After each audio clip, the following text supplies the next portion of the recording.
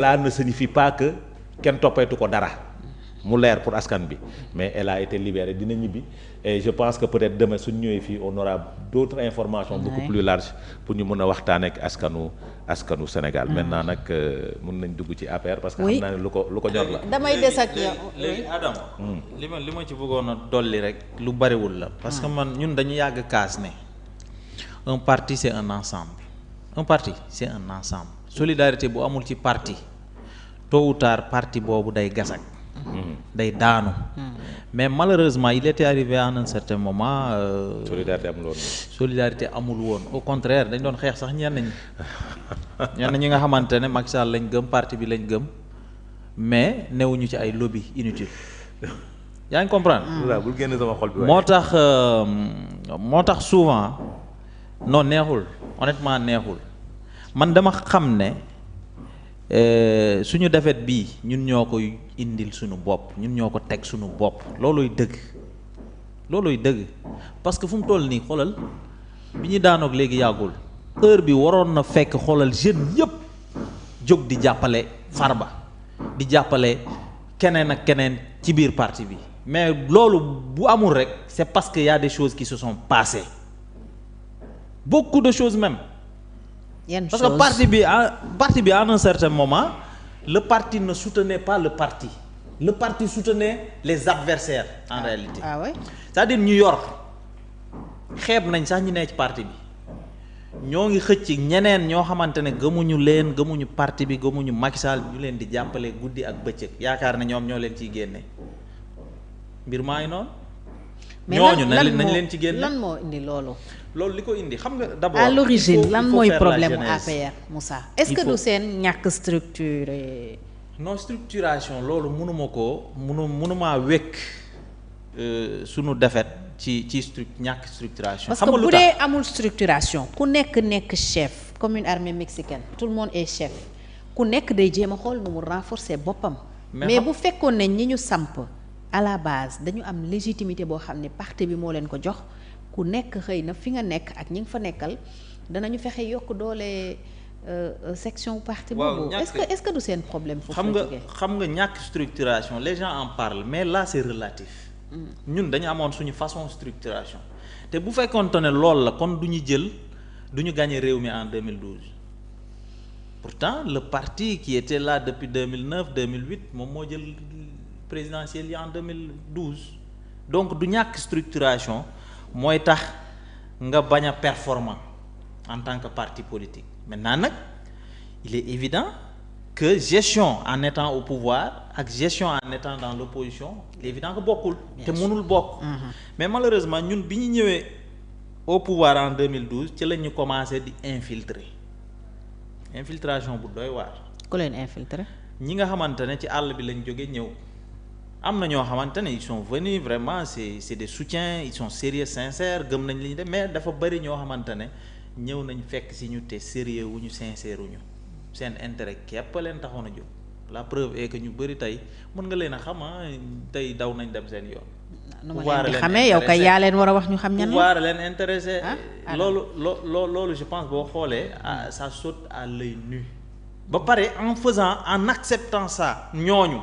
d'une manière excessive tu es en train de chasser indirectement ñi nga xamante ne ñoo doon reyante 2008 ba 2012 mais ñu bëri fii mënoon nañu nekk des directeurs généraux mënoon nañu leen a fulaal nekk des ministres et cetera mooy Adama Addis bi amul lu mu deful ci parti bi mais à un certain moment ñëpp xam nañ ne c'est compliqué quoi et puis man mënuma jàpp mais xam nga ne aussi parti même bu nekkee au pouvoir ñëpp mënuñu am poste. non nous sommes d'accord gis nga Pastef li ñuy def nii man. dama mais dafa ne yow ak ñeneen li ñu leen joxul poste de responsabilité. non mooy la pilule. gis nga Pastef li ñuy def nii parce que nag un parti politique c'est une association dont l'adhésion est libre ku mu neex ñëw adhérer c'est-à-dire parti bi bu la doyee da ngay ñëw adhérer. ok dañu adhérer ci benn parti. bu tudd Alliance pour la République ñu gëm ko lool nag ànd ak un leader boo xamante ne vraiment du ñu ruus di ko wax fu ne parce que c'est vraiment un leader de rang mondial même li ma la doon wax sànq Pastef li ñuy def nii man dama ci ànd bu ngeen nekkee ci parti politique ngeen ñëw au pouvoir il faut responsabiliser ñi nga xamante ne ñoo gëmoon li ngeen doon wax démb mais ñun dañoo ñëw malheureusement dañu rey suñu parti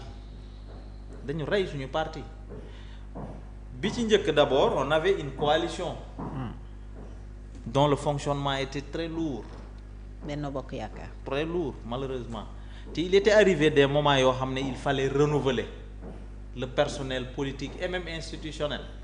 bu ko defee ñu gën a performant ci li ñuy def mais malheureusement loolu yëpp amul te président Macky Sall il était très préoccupé par son slogan.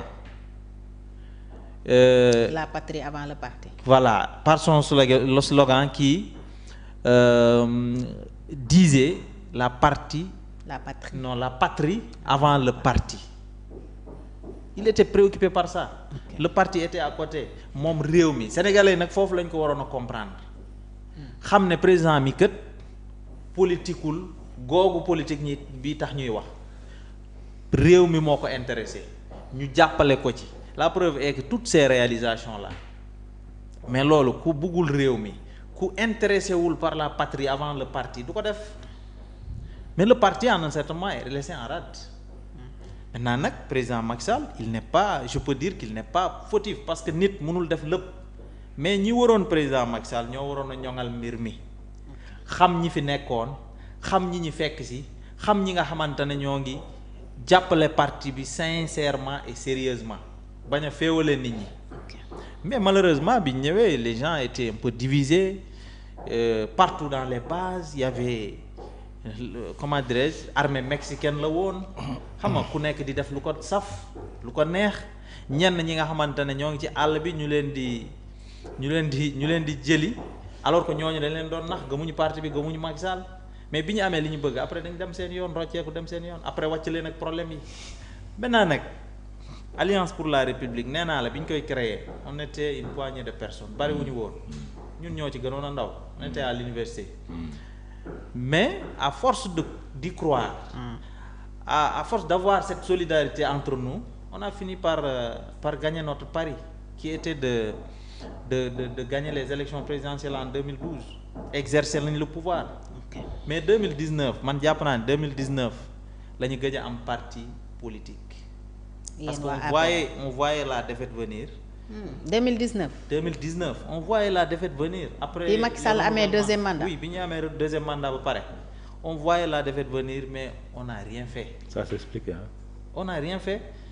La preuve est que 2019 bi ñu jëlee mbir mi bi ñu renouveler le président Macky Sall son mandat 2022 ñu dem élection locale mais quoi que l'on puisse dire on les a gagnés mais de justesse. Mais une majorité aussi a toujours tendance à s'effriter loolu xam nga ko. munoo tamit rek yéeg rek taxaw fa. Je suis d'accord mais effritement boobu. au fait mënoon na ñàkk. c'est-à-dire mënoon na effrité wu mais quelques points seulement mënoon na jógee mais ni ñu daanoo dafa jéggi dayoo. Législative dafa ñëw 2022 mais on était en ballottage avec les autres. cohabitation kay amoon na Pape Diop moo leen sauvé. Président comment dire l'élection présidentielle 2012 on avait 65%. Avec tout ce que le président a réalisé a fait comme travail bi ñu demee ba 2019 on a eu que 58%. ñaata points lañ ci perte 8 points mais 8 points yooyu lu mu gàtt bi ñu demoon 2024 waroon nañ gagner au moins à hauteur de 53% wala 52% même bu ñuy wàcc 8 points encore on aura 51%. Mais malheureusement on n'a pas su s'organiser, on n'a pas su revoir ce qui n'allait pas. Dañu waroon a toog càmbar mbir yi mais loolu yëpp defuñu ko. On a laissé la chose à l'État.